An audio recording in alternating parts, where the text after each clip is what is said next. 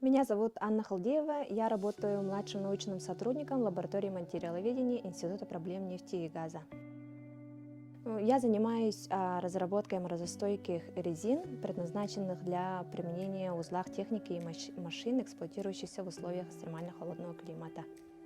Они могут использоваться для изготовления резиновых изделий уплотнительного назначения, то есть они могут использоваться в качестве уплотнительных колец, манжет, прокладок и так далее.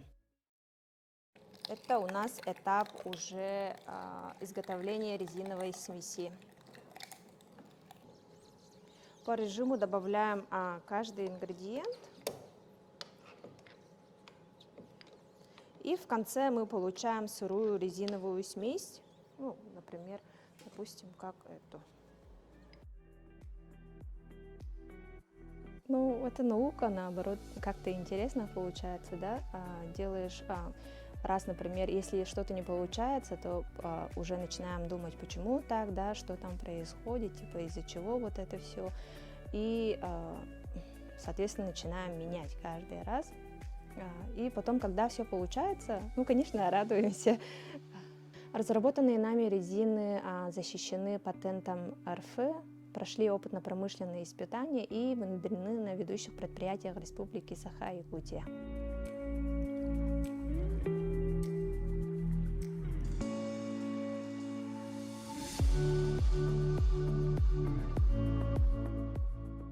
Меня зовут Маркова Марфа Алексеевна, я младший научный сотрудник Института проблем нефти и газа.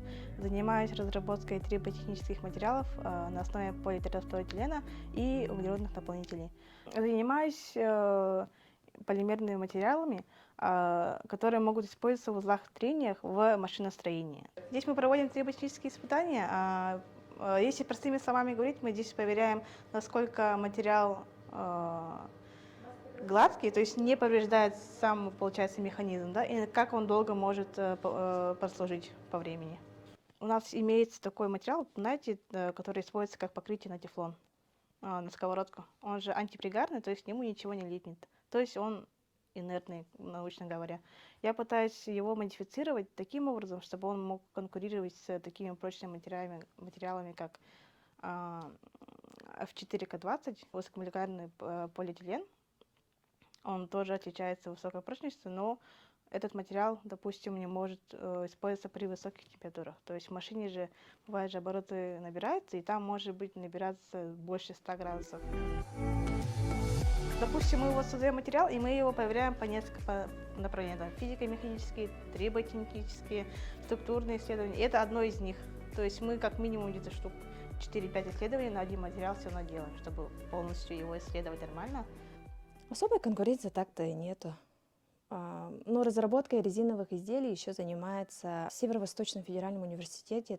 Ну, когда вот конференции и так далее, все вместе участвуем, такие же работы получаются, да, похожие. В научной среде есть много работ, связанных с нашими материалами и тому подобное, да, и мы их публикуем специально, чтобы другие ученые могли их тоже использовать. Допустим, я увидела в одной работе, что они используют какую-то технологию, попробовала свои, она мне помогла, доработала, опубликовала, получается. Кто-то другой это увидел и тоже воспользовался моей технологией, получается.